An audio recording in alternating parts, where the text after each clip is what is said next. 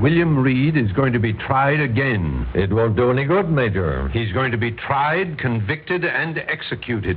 And it'll be done legally as possible.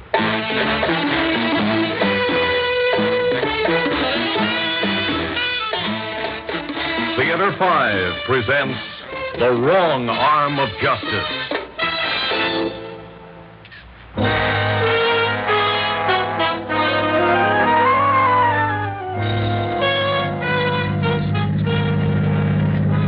I wish you would check with me first, Alice. But the last person I want to have dinner with tonight is your father. The brave district attorney. Well, Alice, Reed's acquittal hit me hard enough without having the major season my food with his ideas about the case. All right, just turn the car around and drive home. Father'll understand. Only too well. Thanks a lot. Well? All right, I'll sit and listen to his gaffe, even if it chokes me. You didn't talk that way about Father when he was helping you get your law practice started. Or when he helped get me elected district attorney. Okay, remind me to thank him again, and again, and again. If you can't be grateful, at least be smart. Father's just as ambitious for you as you are for yourself. He feels deeply about your defeat in court. It couldn't have hurt more if it had happened to him. I don't have any intention of calling off my fight against Reed. Well, tell that to Father. I'm sure that's all he wants to hear. All right. Oh, Alice, why am I taking it out on you? I'm sorry. Keep your eyes on the road, Jane.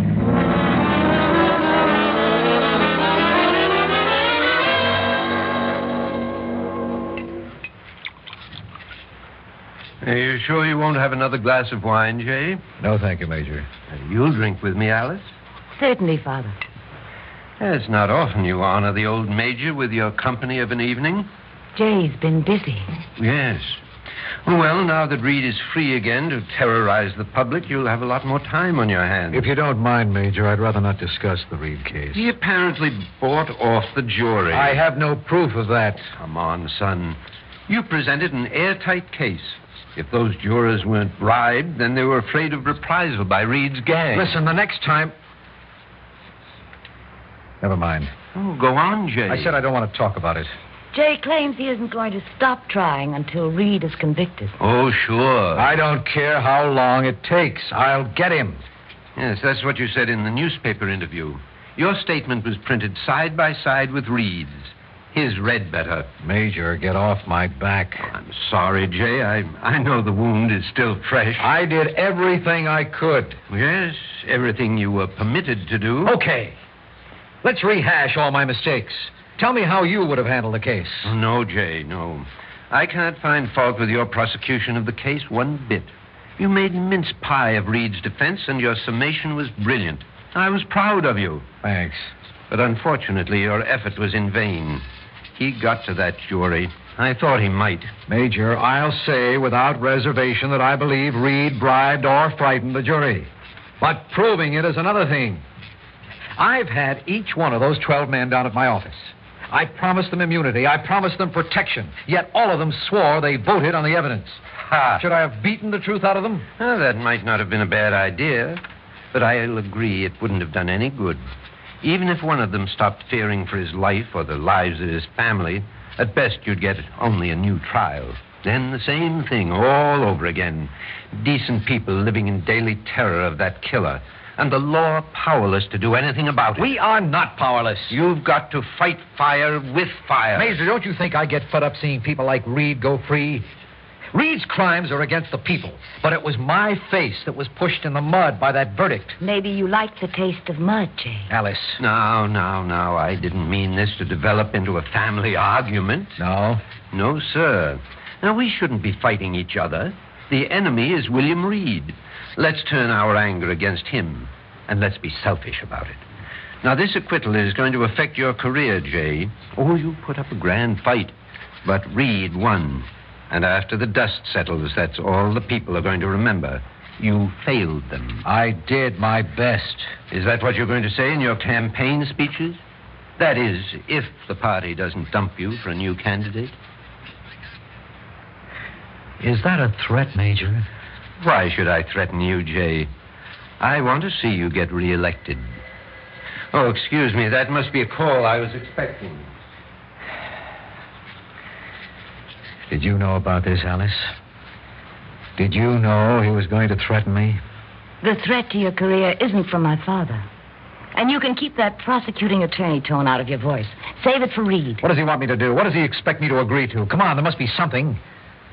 The party can drop me and run someone else for district attorney, but he didn't put it that way. He said, if they do.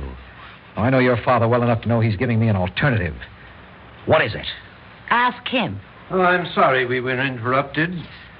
But from your looks, Jay, I suppose you'd rather change the subject of our discussion. I'm sorry, Major. I've got to get back to the city. Alice? Ask him, Jay. Oh, now, Alice, if Jay doesn't want to continue, if he doesn't care about his career... You coming, Alice? It's a pity you won't be given another chance to convict Reed. I'll get him to trial again. I guarantee that. Why, surely you don't think you'd be entrusted to handle the prosecution a second time. Now, look, Major. Maybe you can pull a couple of strings with the party, but as long as I'm still in office... You have no cause to be angry with me, Jay. I'm your friend. And as such, I'm anxious to help you. And as your father-in-law, I want you to succeed. Why, if you play your cards right, re-election is only the second rung on the ladder. Someday you'll be governor. Major, I resent being maneuvered. And I dislike having to maneuver you. Then come to the point. All right. Now, I want you to listen to me without interrupting while I lay out some cold facts. Then you're going to have to make up your mind about something. Go ahead, just sit down and listen. William Reed is a cancer eating away at our city. You gathered the evidence. Murder, extortion, a dozen rackets. Is there a shadow of a doubt in your mind that the man is guilty? Certainly not. But you let him get loose again. And that statement that he made to the papers. These are the hypocritical words of a monster. Listen to what he said.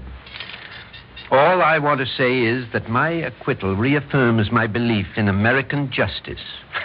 Justice. Major, every cheap hoodlum who beats a rap always says that. Exactly. They make a mockery of the law. And each one who gets away with it breeds more disrespect for the law, more violence, more terror. The public has a right to be protected. Now, Jay, you've said you know beyond all doubt that William Reed is guilty. In court, you asked for the death penalty. Will you admit that even if you could have him indicted again, will you admit that your chances of convicting him are almost non-existent? What does this have to do with... An honest answer, Jay. I don't know. If he got to one jury, he might be able to get to another. Aha! There it is. More failure waiting for you. Frustration. But the public doesn't want excuses. They don't want the law to fail them. They want to be rid of William Reed. Now, you listen to me. I've stuck my neck out for you. I've assured some people that you want to see justice done just as much as they do. Now, these are the same men who will back you all the way to the State House. Thanks again. Oh, don't be a fool. We want you to try Reed again. Present the evidence. This time he'll be convicted and executed. I don't think I'm following you, Major. Jay, we've got him. We've got William Reed. He's our prisoner. Your prisoner? What? Are you crazy, Major? You can't get away. We can do it without you, Jay. Now, make up your mind. You admitted you don't have a chance to convict him in open court. All right, but to take the law in your own hands... We have no choice. Alice, do you want me to do this? I want you to succeed. Well, Jay? When is this trial supposed to take place? As soon as we get to the farmhouse where Reed is being held. They're waiting for us. All right. I'll present the evidence.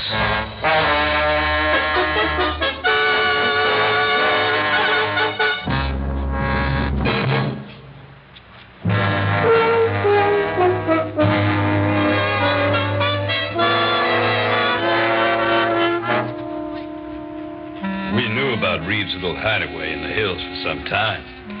So we figured he'd head there right after the trial. It was that easy. My 12-gauge shotgun did most of the talking. And you're sure that no one saw you leave that cabin with Reed as your prisoner? I told you that. And the only people that know we've got Reed are the four of us in this room. And Reed, he knows. Jay, why this concern with the obvious? Let's get on with what we have to do. It seems like the district attorney's heart isn't in his work. Oh, nonsense. Jay's asking legitimate questions. Now, don't worry, son. We've thought of everything, took every precaution. Reed's execution will serve as a warning to the rest of his gang that they can't escape from justice. We intend that his body's discovered. Yes, indeed. And our district attorney is going to be stumped for clues. Right, Jay? First, we've got to convict this man. Good. The committee is now in session. Henry, go get the prisoner. Why didn't Henry just shoot Reed when he had the chance? Why, he couldn't have done that. Let's get something straight, Jay. We all believe in the law. This is being done as legally as possible. That's why you're here, to see that Reed is judged on the evidence. Yes. I'm here to see that Reed gets a fair trial. Look, you characters, if you think I'm going to let you get away with this, you... Shut your mouth, mister. Get in here. The words for that shotgun. Well, the Boy Scout, the DA himself. The prisoner will sit in that chair. The prosecution will present its case. Prosecution? What kind of joke is The this? defendant will remain silent or be ejected. Silent? Who do you think you are? I'll get every one of you. I'll scatter your brains. Take him back to his room. Why, you Boy Scout, you got to get on this lynch party. Well, you're on the list. You'll be the first to get... Watch it, mister. This gun's loaded for Buck. Now move. All right, Jay. Get on with the evidence. And make it fast. The sooner we destroy that vermin, the better. He's locked up again. Let's get this over with. All right. Gentlemen, due to the extraordinary nature of these proceedings, I have no physical evidence to present and no witnesses to call. Therefore, you must rely on my memory of the facts contained within my files. I may be in error as to precise dates, names, and... Oh, we know that, Jay. Just get started. Are you all in agreement? I want to be certain that in your minds you see nothing wrong with this procedure. Incidentally, this evidence was not presented at the court trial. I'll accept your words like I do the gospel. Tell us the facts, as you remember them. All right. I charge William Reed with being an accessory before the fact in the death of Mr. James Russell. I offer that one Fred Logan, while in the employ and in behalf of William Reed, did enter the home of James Russell and cause him bodily injury which resulted in Russell's death. I further offer that Fred Logan made a full confession to the police in which he admitted he was ordered by Reed to extort money from Russell under threat of violence. Well, that's enough to satisfy me. Why, it's incredible. That was one of Reed's crimes I hadn't heard about. If I may continue. We checked Logan's confession. You don't have to tell us any more, Jay. I want to give more facts, so that there isn't a shadow of doubt left in your minds about Reed's guilt. That isn't necessary. I disagree. All of us are going to have to live the rest of our lives with the knowledge of what we're doing here tonight. Yes, he's right, Major. Go on, Jay. Thank you.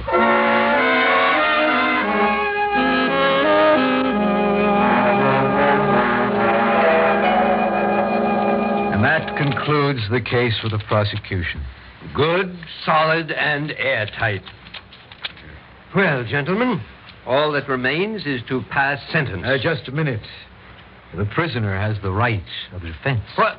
What are you trying to We're do? doing this as legally as possible. Your own words, Major. But what defense can that killer have? I don't know. Let me ask him. I'll present his argument, whatever it is, and then you can decide on his guilt or innocence. Oh, it's a waste of time. No.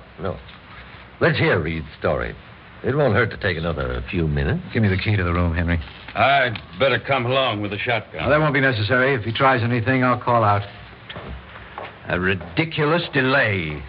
It's the proper legal procedure. Jay's right. Sure. What's the difference, Major? Reed's gonna be dead a long time.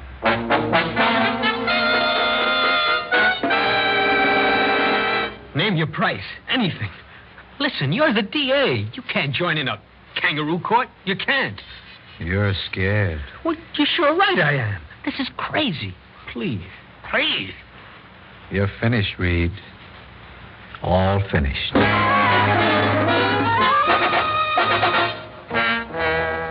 All right, Jay. Let's hear the defense, but make it brief. As counsel for the defendant, I move that this court be dissolved as being illegal and unconstitutional. Motion denied. Proceed with the defense. Very well. My client denies the allegations. He contends he had no part in any crime concerning James Russell. In fact, he even denies having ever heard of James Russell. Right up to the last minute. My client also denies employing Fred Logan to extort money from Russell under threat of violence. Furthermore, he contends no acquaintance with said Fred Logan. If I may summarize, I contend that the district attorney lied, that he presented a false set of facts, that he described to this court a crime which didn't exist. John, remember you said that it was a crime you had never even heard about? Yes. You were right. It never happened. I fabricated the whole thing. You were all waiting to pass judgment without proof, just to ease your conscience. This is just could be another pack of lies. You're acting as his defender now. Well, how do we know which version to believe? Order! Order! Has the counsel for the defendant concluded? I'm neither the defender nor the prosecutor, and you men are not judge and jury. You're on trial. We're all on trial. Yes, I invented a case against William Reed, just as I could invent a case against any of you, and in this kind of court find you guilty. I warn you, Jay. We start with Reed, then who's next? Some innocent man whom we think is guilty? We know Reed is guilty of a dozen crimes. He's a menace to society. Not as big a menace as this court. All right. You've made your speech. But remember this, Jay. You're in this as deeply as we are, whether you like it or not. I vote Reed guilty as charged. Well, I don't know. If that wasn't a real crime that Jay described... That's not important. What's that? It's Jay's car. Moving out toward the highway. Jay, who can be driving your car? It's Reed. I left the room unlocked and gave him the keys to my car. You tricked us. You helped that killer escape. I kept 3 other people from becoming killers. That is, unless you're ready to put me on trial, Major.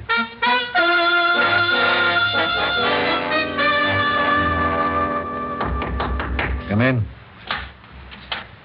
I talked with Father, Jay. Alice, I'm working. Oh. You're preparing the new case against Reed? Yes. Do you think you'll be able to convict him this time? If not this time, the next. But he will be convicted. Well, I know you're right, Jay, but Father, wasn't he right, too? No, Alice. You can't have law and order by violating the law. A lot of men beside your father think the end justifies the means. But they're wrong. They're always wrong.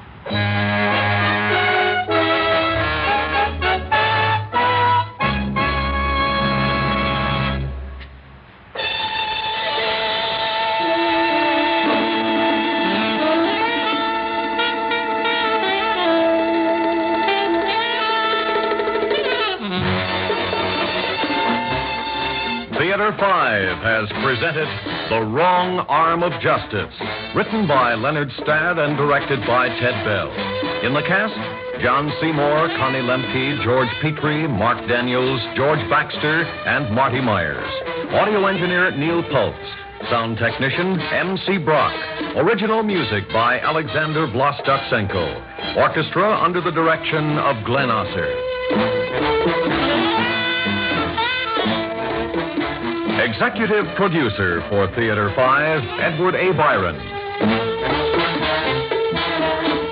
We invite your comments. Write to Theater 5, New York 23, New York. This is Fred Foy speaking.